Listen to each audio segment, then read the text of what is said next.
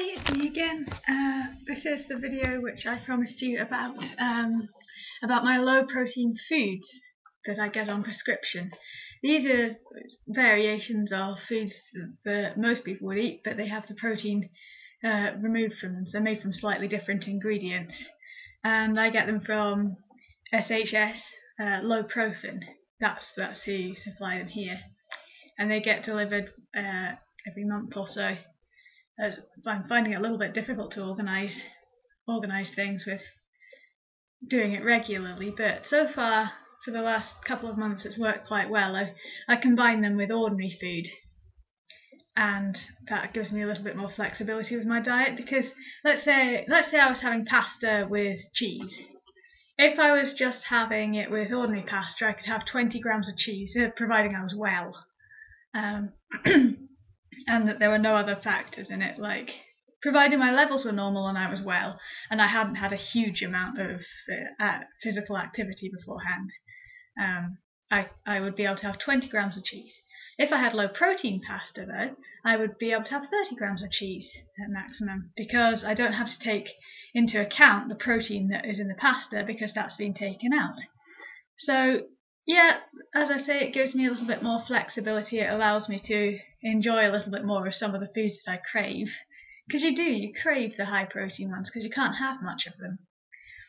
And on that note, I'm going to show you some of them. Talking of pasta, this is some of my low protein pasta. I like the penne kind. Is that how you pronounce it? Well, anyway, I like it because I find it quite a satisfying shape. I find it quite versatile to work with, so got that. I've also got lasagna. I can make vegetable lasagna with a little bit of meat for the protein I can have, because for somebody with MSUD I can tolerate quite a lot of protein. For someone without MSUD I can tolerate very little protein. But most people with MSUD, I think, don't tend to eat meat and animal products because they're comparatively high in protein.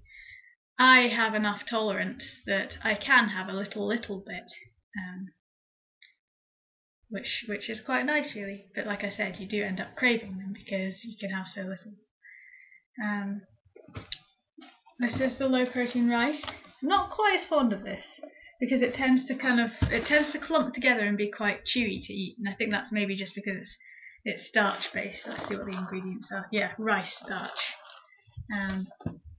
So I do have that, but I do have ordinary rice as well, and just, I'd prefer perhaps with rice to just have the normal amount of, say, cheese or whatever. I would prefer to do that with the normal rice, I think, on general, but that's quite good if I'm ill, or if my levels are high and I need to just really bring down the protein in my diet so that it gives my body a chance to recover and deal with that. That would be quite good for that situation.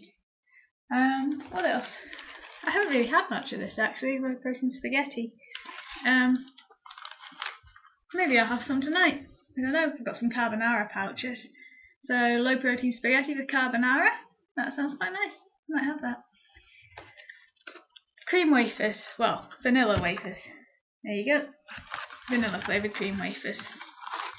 I really like these. I haven't had enough of them, but I thought, yeah, they're very refreshing. They taste nice. They're a good snack to have, and I don't think I've had the normal protein version, so I don't know what I'm missing, which is in some ways I think the best way to do it. What else have I got? Some herb crackers. Yeah, I have them, and I probably prefer them to they do non-herb crackers as well, but I prefer the herb crackers. They give a bit more of a taste, and they're a nice treat to have as well. You can't make them yourself. You can't. I sort of quite like having the low protein foods of things that I can't make myself. Right, this is a very rancid old, because I've run out at the moment, carton of low protein PKU drink, and that is what I use as a substitute for milk. I mean I use ordinary milk as well, but again, The low protein stuff is quite good if you want to have a milkshake in between meals. It's quite good if you want to cook. It's quite good if you want to have something like a cafe latte or hot chocolate. It adds a little bit of texture to it that water doesn't, because you can make it with most things with water as well. And it's nice on porridge too, so I use that in combination with ordinary milk usually. What else do I get? I get a low protein flour mix called Fate All Purpose Mix, which I've only recently started using. I made my first loaf about 3 days ago. And you can make just about anything you like with that. You can make, I think you can make omelette, you can make pancake, you can make sausages, biscuits. There's all sorts of opportunities, and it doesn't, providing it's not opened, it doesn't go off. So it's a really good thing to have in the house. It's from a company called FateSpecialFoods.com.